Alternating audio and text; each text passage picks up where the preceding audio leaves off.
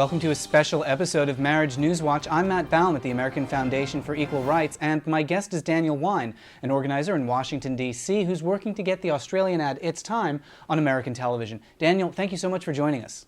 Of course, thanks for having me. So, Daniel, you're a relative newcomer to national projects like this. Tell us a little about your background and why you decided to get involved.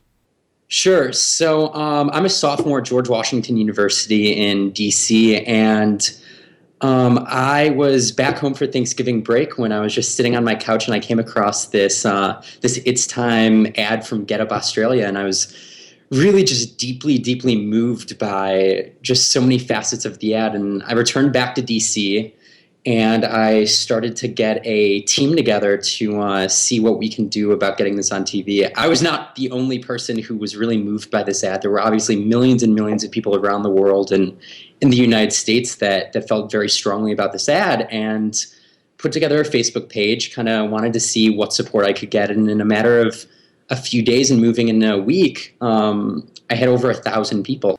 So logistically, what has had to happen to get us to this point, and what more still has to happen? Luckily, I was able to actually had two people reach out to me who are digital strategists, one based in DC and one based in New York, who are both taking on this project pro bono. And then soon after that, we were able to locate a lawyer who has background in kind of this same nonprofit work, who's able to consult with us. And once we had that team assembled, the next big step was really working with Get Up to get the rights to the ad, which is obviously, if we're interested in fundraising to get this ad on television, is absolutely key.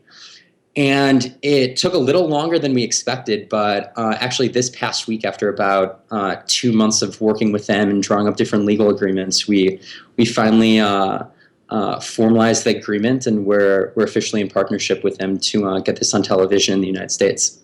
And then what happens next?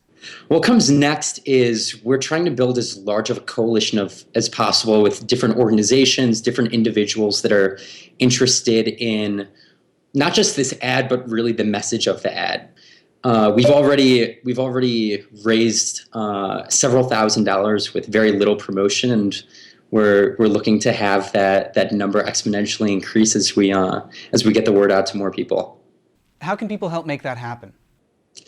I think the best thing that they could do is, one, to go to our Facebook page. It's facebook.com/itstimeequality. They could become a fan. They could follow us on Twitter. And most importantly, they can donate through our Facebook application. Has there been any research into how the ad performed in Australia? And is there going to be any tracking of how it performs in the US? Yeah, so in Australia, the ad was actually intended, yes, for voters, but it was actually intended for Australia's Labour Party. They were meeting in a conference, and the purpose of this ad was to get the Labour Party to endorse marriage equality, which they had never done before. And it was successful in doing that.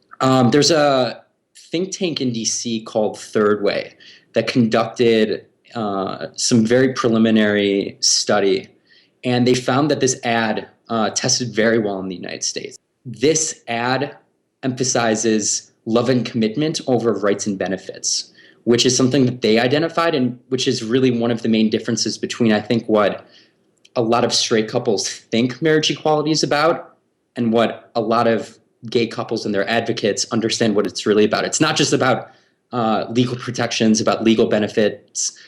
It's about all of that, but it's first and foremost about the love and commitment. What is it about this one particular ad that's so special? It is able to really transcend the stigma that the viewer usually has about these types of ads, about this issue, and really turn it into something effective. And I think that, illustrating this concept of commitment with no words, again, there are no words in the entire ad, and a really wonderful soundtrack. I'm a big fan of the music.